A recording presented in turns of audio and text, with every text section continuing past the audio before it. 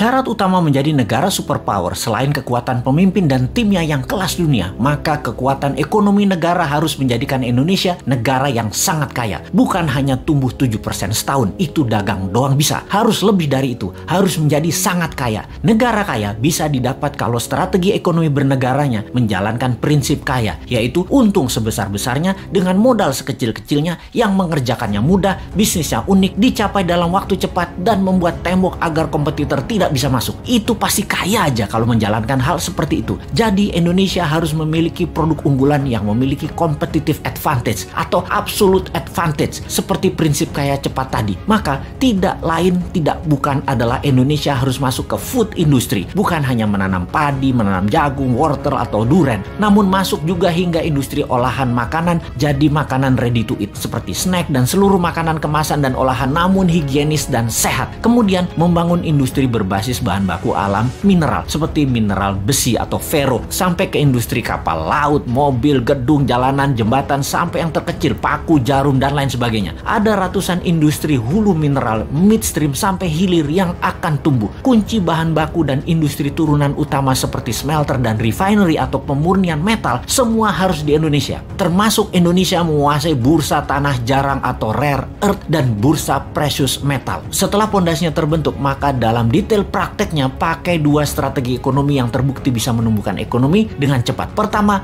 bottom up, dari bawah ke atas, di mana kita akan membuat UKM scale up dari 20 juta pengusaha kelas kecil saat ini, 50%-nya dalam waktu 10 tahun menjadi pengusaha kelas menengah, dan 50% kelas menengah tadi menjadi kelas besar dengan pinjaman 0% menggunakan printing money. Yang diutamakan adalah industri serta manufaktur. Yang kedua adalah trickle down, dari atas ke bawah, di mana kita akan membuat 1000 konglomerat baru. Program ini bernama Bossman Boys. Setiap provinsi akan diseleksi mereka yang nasionalis, sudah memiliki pengalaman bisnis minimum 10 tahun, sudah memiliki organisasi dan tim manajemen yang tangguh. Mereka rata-rata akan diberikan standby loan 5 triliun rupiah tanpa bunga yang harus dikembalikan dalam 7 tahun utuh. Seleksinya nasional berdasarkan prestasi, meritokrasi sistem. Yang terpenting karakternya adalah NKRI garis lurus, visioner, agresif, dan terukur. Oligarki mules nih kalau program ini dijalankan. Makanya jangan pilih Mardigu jadi presiden.